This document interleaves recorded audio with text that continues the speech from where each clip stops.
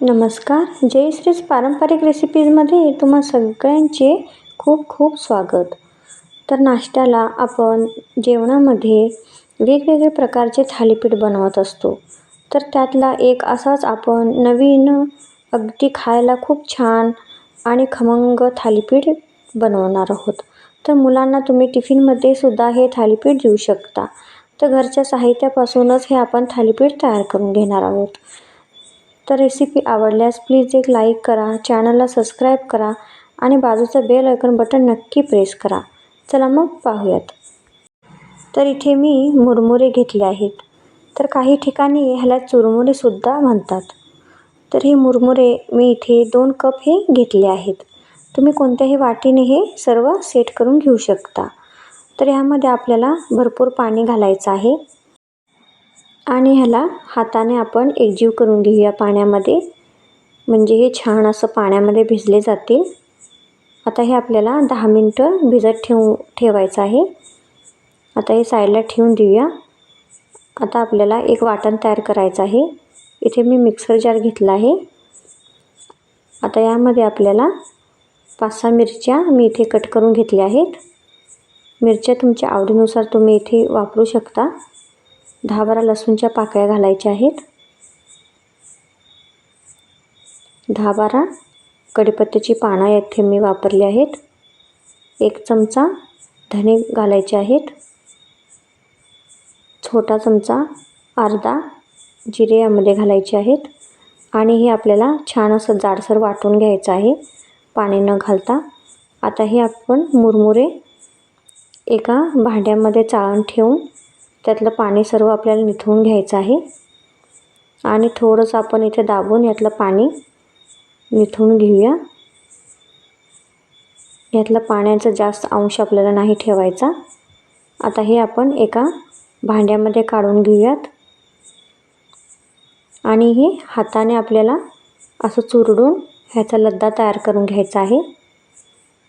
असं दाबून दाबून आपल्याला हे छान असं करून घ्यायचं आहे. जर तुम्हाला हाताने जमत नसेल तर असं तुम्ही एका मॅशरने सुद्धा मॅश करून हे घेऊ शकता. तर हे पटकन होतं. तर असं मी हे सर्व ह्याचा लद्दा तयार करून घेतलेला आहे. हे पहा अशा प्रकारे.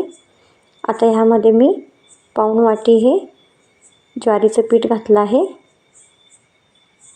आणि पाऊण वाटी बेसनचं पीठ यामध्ये घालायचं आहे, म्हणजे चणा डाळीचं पीठ आहे ते.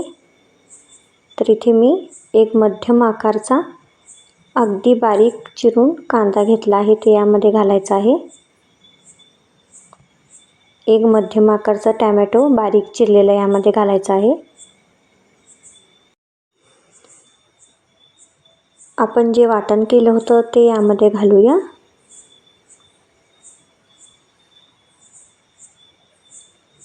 एक चमचा तीळ घालायचे आहे.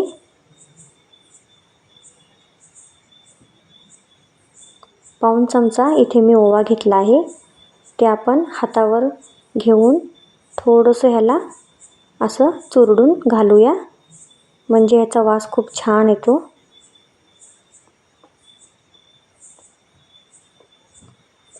अर्धा चमचा हळद यामध्ये घालायची आहे. पाऊण चमचा हिंग घालूया. इथे मी 1 चमचा यामध्ये लाल तिखट घातली आहे कश्मीरी आणि चवीपुरतं मीठ घालायचं आहे.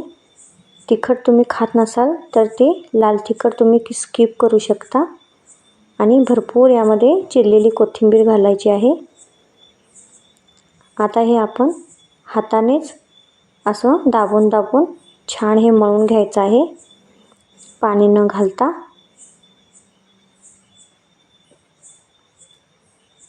तर इथे मी हे पाणी न वापरता आधी हे छान असं मळून घेतलं. आता थोडंसं यामध्ये आपण पाणी शिंपडून ह्याचा गोळा तयार करून घ्यायचा आहे. आपण जे भाकरीला पीठ करतो तसं आपल्याला हे पीठ मळून घ्यायचं आहे छान. अगदी पातळही नाही आणि घट्टही नाही. तर अशा प्रकारे मी हे पीठ हे छान असं मळून घेतलं आहे. तर इथे मी पळपुट्यावर एक कॉटनचं कापड ओलं करून आथरून घ्यायचं आहे आणि थोडंसं त्याच्यावर पाण्याचा हात लावून घ्यायचा आणि असा एक गोळा घ्यायचा आणि पाण्याचा हात लावून ते असं दाबून गोल असं हे थापून घ्यायचं आहे. साईडला जर चिरा वगैरे गेल्या असतील तर ते आपल्याला चिटकून घ्यायचं आहे आणि असं मध्ये होलं करून घ्यायचे आहेत. तर इथे मी गॅसवरती हा तवा गरम करायला ठेवला आहे. त्याच्यावरती थोडंसं तेल लावून घ्यायचं आणि ब्रशने पसरून घ्यायचं आहे आणि हे कापड अलगद असं उचलायचं आहे हातावरती आणि त्या तव्यावरती हा असा आपल्याला सोडायचा आहे अगदी अलगदपणे. आणि ते थालीपीठ आपल्याला थोडंसं जाडसरच ठेवायचं आहे. आता या होलांमध्ये आपण थोडं थोडं चमच्याने तेल सोडायचं आहे. वरून पण आपल्याला असं तेल सोडायचं आहे आणि मंद आचेवरतीच हे थालीपीठ आपण भाजून घ्यायचं आहे. आता आपले हे थालीपीठ छान असं भाजलं गेलं आहे. इथे मी उलटून घेतलं आहे. तुम्ही पाहू शकता किती मस्त असा हा थालीपीठचा रंग आलेला आहे. तर खायला खूप छान लागतं हे. तुम्ही हे थालीपीठ दहीसोबत, लोणच्यासोबतसुद्धा खाऊ शकता. तर असेच मी हे थालीपीठ सर्व तयार करून घेते. तर माझी रेसिपीज तुम्हाला कशी वाटतात, तुमचे अनुभव मला कॉमेंट बॉक्समध्ये नक्की कळवा आणि तुमच्या मित्रमैत्रिणींना जास्तीत जास्त शेअर करा. तर हे थालीपीठ आपल्याला थोडे जाडसरच ठेवायचे आहेत म्हणजे ते तुटत नाही. तर असे मी सर्व थालीपीठ तयार करून घेतले.